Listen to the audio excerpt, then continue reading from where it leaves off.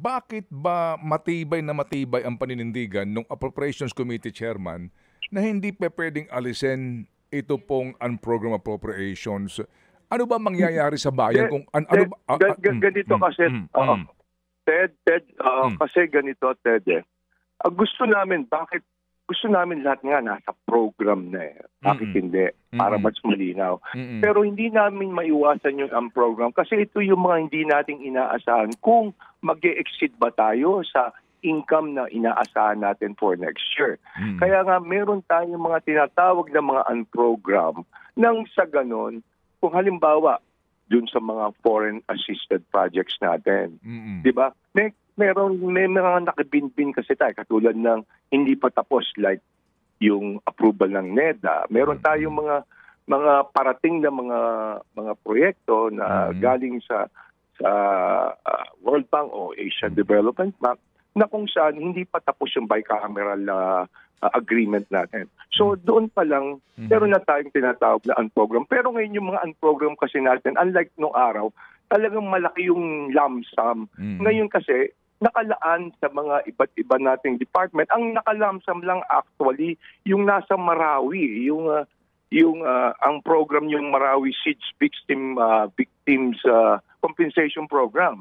Ito yung doon lang naka-lump sum kasi hindi pa po natin makilala o ma-identify yung mga qualified beneficiaries. Kaya yun lang po ang lump sum. The rest, identify po natin kung saan po nakatuon yung mga unprogrammed project. Kasi Speaker, ito po yung pinakailangan. Okay. Opo, sige po.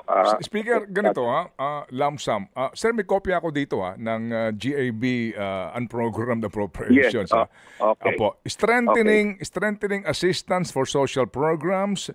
Ito po ay ito po ay 45 billion.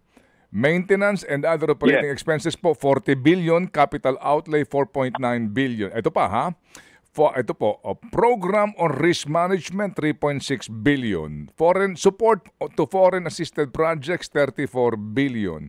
Government of the Philippine counterpart sa foreign assisted projects, nagkakahalaga ito ng total of 35 billion. Actually po, yung total dito sa number 3, 97 billion. These are all lump sum appropriations po, Speaker.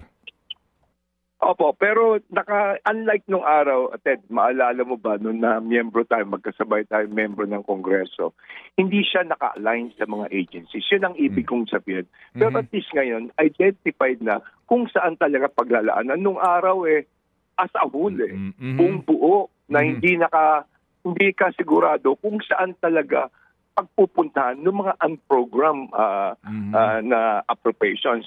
Dito, Ted, kahit papano, paliwanag na makikita kung saan talaga paglalaanan. Katulad ng Department of Agriculture, Department of Education, DOH, at ganun, DSW at iba pa. At dito, kahit papano, makikita naman niya. Kaya madaling himay-himayin. Compared sa mga nakaraang mga budget deliberation. Mga kapatid, brothers and sisters, saan ka pa? Dito na tayo sa totoo. Dito na tayo sa True FM. Mga kapatid, mag-subscribe and follow po kayo sa social media accounts ng True Network PH. Yan po kami. Hanapin nyo lang True Network PH, Facebook, Instagram, YouTube, TikTok, and podcast. Mapa Apple or Spotify man yan, mahahanap nyo kami. Lahat ng mga napapanood at napapakinggan nyo po sa programa, nasa social media accounts namin yan. So, paano mga kapatid? See you sa social media!